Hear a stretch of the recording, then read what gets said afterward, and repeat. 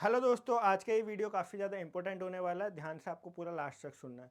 हम लोग थोड़ा बहुत डिस्कशन करने वाले हैं भाई, यूएस मार्केट्स का क्या इफेक्ट आ रहा है हमारे मार्केट्स पर।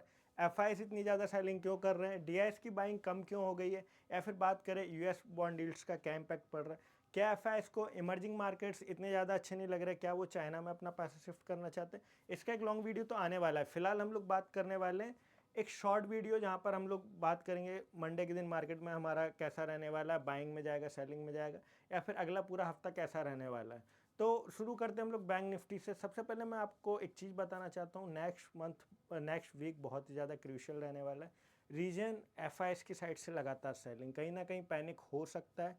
उसके पीछे रीज़न ये है कि अभी तक क्या हो रहा था, एफआईएस सेलिंग कर रहे थे तो उसके सामने डीआईएस बाइंग कर रहे थे, लेकिन पिछले 2 दिनों से जो डाटा आ रहा है, एफआईएस की सेलिंग के सामने डीआईएस की बाइंग आधी रह रही है। अब आधी रह रही है तो बट ऑब्वियस से इंडेक्स और तेज़ी से गिरना शुरू होगा, या फिर स्टॉक्स और तेज़ी से गिरने शुरू होंगे। कुछ स्टॉक्स भी हमने निकाले, वो हम लोग हमारे नेक्स्ट वीडियो में डिस्कस करेंगे। आज शाम को वीडियो आपको मिल जाएगी हमारे चैनल पर। सबसे पहले बैंक निफ्टी। अब इंपॉर्टेंट लेवल्स क्या रहा है बैंक निफ्टी में।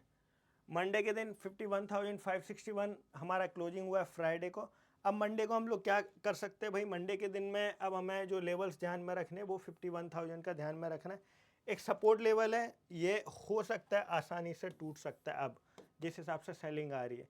नीचे में दूसरा सपोर्ट है 50,310। इस पर भी हमें कॉन्फिडेंस नहीं है। हमें अब कॉन्फिडेंस हमारा आएगा 49,700, 49,800, जो कि काफ़ी बेहतर डिमांड जोन है। यहाँ पर ही आप बाय करने का सोचेंगे। अगर किसी को सेफर रहना है, सेफ्टी रखनी है, तो वो ट्रेड नहीं करेगा कुछ ट्रेडिंग सेशन के लिए, 3-4 ट्रेडिंग सेशन के लिए। क्यों? क्योंकि सेलिंग पर भरोसा नहीं है और बाय ऑन डिप्स की स्ट्रेटेजी भी थोड़ी सी खतरनाक लग रही है। ऊपर में ब्रेकआउट कब आएगा, 52,510 के ऊपर निकल जाए, उसके बाद में हम लोग बाइंग चालू करेंगे, जब भी कॉन्फिडेंस आएगा कि भाई मार्केट में बाइंग लौट रही है। एक बार, दो बार, 3 बार यहाँ पर मार्केट ने कोशिश भी की इस लेवल के पास में आकर के, या फिर इस रेजिस्टेंस के पास में आने की, लेकिन नहीं तोड़ पा रहा है। लास्ट पिछले 3-4 वीडियो में भी हम यही चीज़ बोल रहे हैं, बाय ऑन डिप्स करेंगे, नहीं तो अगर हमें अच्छी बाइंग देखनी है तो 52,500 के ऊपर निकलना चाहिए बैंक निफ्टी को। अब शॉर्ट सेलर्स क्या करें। शॉर्ट सेलर्स इसके पास में आ करके बार बार सेलिंग कर सकते हैं, लेकिन हमें कॉन्फिडेंस कम क्यों आ रहा है। कॉन्फिडेंस कम इसलिए आ रहा है कि अभी रेट कट्स आने वाले हैं 1-2 दिन में। रेट कट्स को लेकर के अगर कुछ आता है तो बैंकिंग सेक्टर भागने लग जाएगा, और अगर आप शॉर्ट सेलिंग में फंसते हो, निकलना मुश्किल होगा। हाँ, आप अगर बाइंग में फंसे हुए अभी नहीं, 10 दिन 8 दिन बाद में आपका भाव आ जाता है, तो वो चीज़ आपको ध्यान में रख करके ट्रेडिंग करनी है। नीचे में डिमांड एरिया पर ही अब हम बाइंग करेंगे। यहाँ पर हल्का फुल्का ट्रेड करना ठीक है, लेकिन जो क्वांटिटी बाइंग है, बड़ा ट्रेड लेना, वो हम लोग डिमांड जोन में ही लेंगे। और ऊपर सप्लाई जोन तो नहीं बोल सकते इसको, एक खाली रेजिस्टेंस है। सप्लाई तो हमें मिलेगी 54,000 के आसपास। जब जाएगा बैंक निफ्टी तब हम लोग उसको सप्लाई जोन कंसिडर करेंगे, या फिर वहाँ पर सेलर्स के वॉल्यूम्स आते हैं तो। अब उसी तरह हम लोग बात करेंगे निफ्टी की। निफ्टी भी पिछले कुछ ट्रेडिंग सेशंस में अच्छा खासा डाउन जा रहा है। 24,148 पर हम लोग जाकर के क्लोज हुए।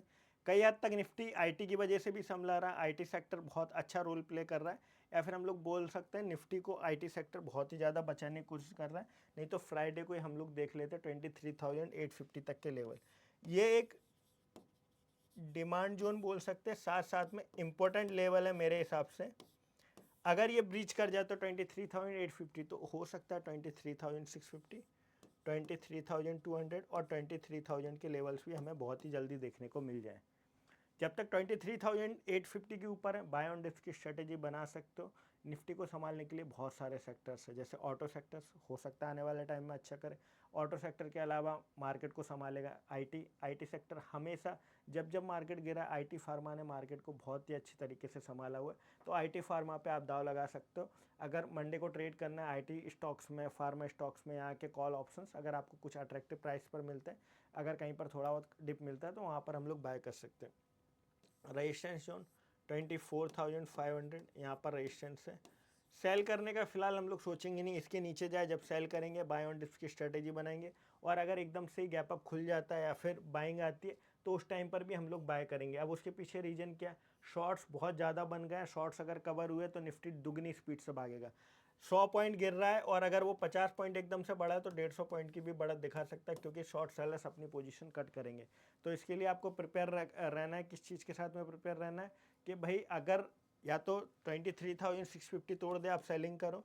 उसके ऊपर है बाय ऑन डिप्स की स्ट्रेटेजी बनाओ, या फिर मार्केट जैसे अभी एफ का डाटा बहुत ख़राब आ रहा है, मंडे को गलती से अगर मार्केट पॉजिटिव खुल जाता, वैसे फिलहाल जो अगर हम लोग गिफ्ट निफ्टी देखें मार्केट नेगेटिव साइड ही दिख रहा है, अगर गलती से पॉजिटिव खुलता है और थोड़ी देर सस्टेन कर गया ग्रीन में, तो क्या होगा, जितने शॉर्ट्स बने वो सब भी अनवाइंड होना शुरू करेंगे और मार्केट हमारे ऊपर जा सकते हैं। थोड़ा सा ट्रिकी है, बहुत सारे लोगों को समझने में भी दिक्कत आ रही होगी, तो आसान भाषा में यही है कि आपको बैंक निफ्टी में 49,800 49,600 के पास में बाय कर लेना है। ऊपर रहे तो बाय ऑन डिप्स हल्का फुल्का क्वांटिटी के साथ करें, बड़ा काम करना है तो नीचे ही करें। इसमें भी यही है, 23,650 के नीचे आपको सेल करना है, ऊपर रहे तो बाय ऑन डिप्स की स्ट्रेटेजी बनाते रहिए। फिलहाल सेल करना ही है, किसी को रिस्क लेना है तो 24,500 पर 100-150 पॉइंट का स्टॉप लॉस डाल करके सेल कर सकता है।